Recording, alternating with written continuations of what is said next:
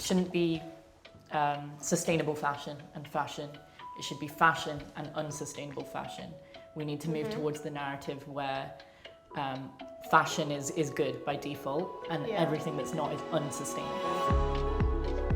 Was there a defining moment where you realised the fashion industry itself and the clothes you're wearing potentially is having a huge impact on the planet and the future of our planet? Not long after the Rana Plaza disaster, there was a documentary, I think it was The True Cost, and it was seeing that, the scale of the amount of clothing that gets dumped in landfills, that for me was like, oh, okay. Just because the consequences are exported in other areas of the world doesn't mean there isn't any. I think we're becoming more conscious of our impact in the sense of, even as consumers, when we're buying things, realising that it has a knock-on effect somewhere else. I think the penny might have dropped, but the behaviour change hasn't happened yet. You can see certain trajectories and certain trends, but we're obviously still seeing the industry producing more and more and more and looking at growth. And that's obviously being fed to some extent by the people buying the clothing. We shouldn't have to make that choice. We should know, in the same way that when we buy food, we expect it to be safe. When we buy a car, we expect it to be tested thoroughly. Fashion's just a wild west. The amount that I'm spending on this particular item, how much is the person being paid that actually made it? That information we don't know unless you go looking for it. So I feel like we have good intentions, but it's more so just finding it difficult to actually have a good impact with the actions we're doing.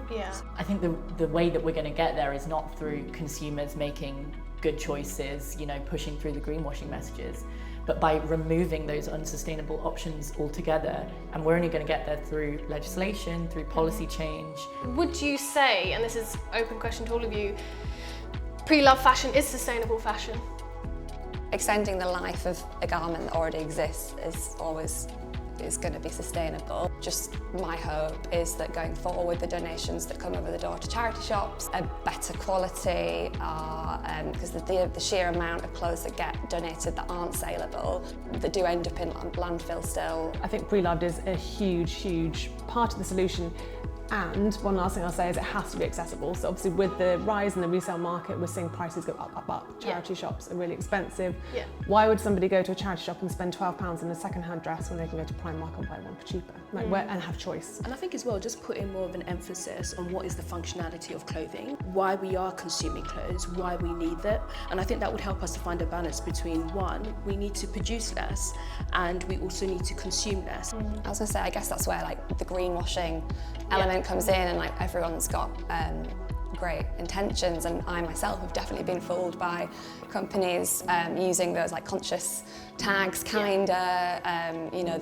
buzzwords. And just a green label. And it just looking a bit different, the label looking different, If we are moving towards a circular fashion system, which I hope we are, it needs to start at the design stage. Because even though I will always say we should all consume less, what we saw during the pandemic was people did consume less, and that had a very negative knock-on effect to those workers. It's the brand's responsibility, just like you're saying, to really put their profit into managing degrowth and looking at how they can support the transition for garment workers, for farmers as well. They're often, I think, unseen in the conversation around fashion.